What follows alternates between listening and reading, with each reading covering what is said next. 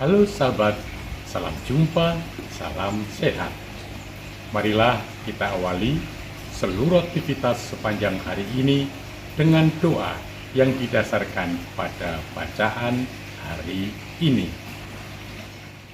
Doa pagi, Senin 29 Juni 2026, Hari Raya Santo Petrus dan Paulus Rasul.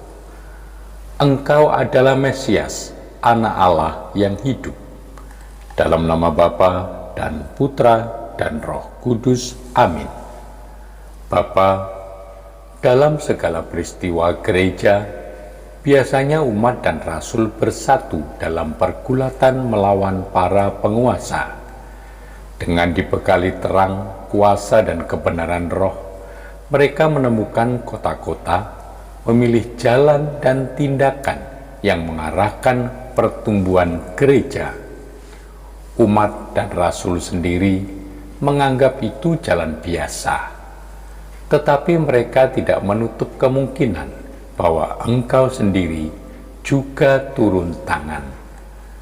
Kapan, bagaimana itu bagi umat beriman merupakan keterbukaan yang pengisian seluruhnya diserahkan kepadamu. Kristus mengizinkan bahwa sesudah 14 tahun bekerja, yang tertua dari putra Zebedius dibunuh oleh raja yang lalim, martir pertama dari kalangan para rasul. Engkau tahu, engkau mau mengejutkan Yerusalem dengan penangkapan Petrus, tetapi pada saatnya engkau membebaskan. Petrus ambil keputusan.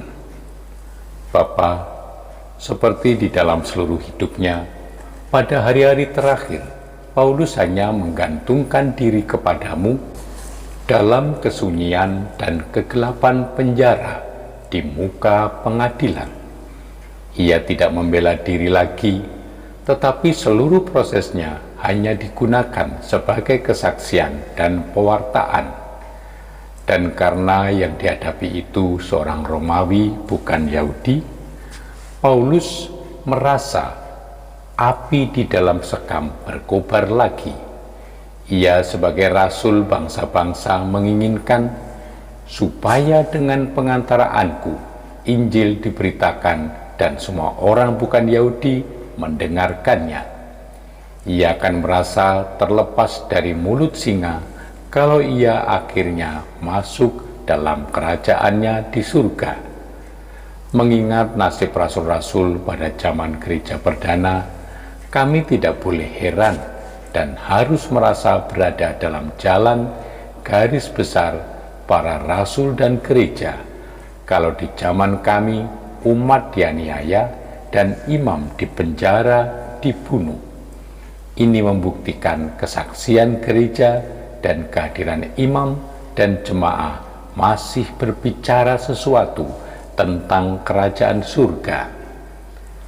Bapa, menurut ajaran gereja Katolik, apa yang dijanjikan oleh Yesus kepada Petrus harus dikaitkan dengan amanat Yesus kepada Petrus dan janji doa Yesus baginya, dan di situ disebut kuasa Petrus terhadap rasul-rasul lain dan jaminan untuk masa depan gereja yang dihubungkan dengan kelangsungan kepemimpinan Petrus sebagai paus.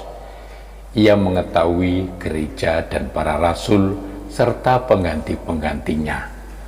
Betapapun besar jasa Paulus dan para rasul yang bersama-sama dan dengan kuasa sendiri-sendiri mendirikan gereja di mana-mana, menjadi tradisi sejalan dan setingkat derajatnya dengan gereja Petrus. Namun kekuasaan Petrus sebagai ketua sidang para rasul diakui dan dijalankan dalam konsili, dan ketetapan paus dan para uskup bersama paus di bidang ajaran dan moral tetap menjadi kunci bagi umat beriman. Hari Raya Santo Petrus dan Santo Paulus ini merupakan hari raya kehadiran gereja sebagai tanda dan kunci keselamatan di medan dunia. Orang bisa berdebat tentang kuasa magisterium mengajar, tetapi bahwa itu ada sebagai ketetapan yang ditentukan oleh Yesus sendiri, memberi kepastian, menjamin keagamaan di jalan keselamatan menuju surga. Bapa, pada hari raya Rasul Santo Petrus dan Paulus yang kami rayakan hari ini, Engkau telah melimpahkan sukacita yang sejati. Bantulah gerejamu yang senantiasa mengikuti ajaran rasul-rasulmu yang telah menyampaikan dasar iman kepada kami. Dengan pengantaraan Yesus Kristus Putramu, Tuhan kami, yang hidup dan berkuasa, kini dan selama-lamanya. Santo Petrus dan Paulus, doakanlah kami. Amin. Semoga Allah yang Maha Kuasa memberkati saudari-saudara sekalian, Bapa dan Putra dan Roh Kudus. Amin.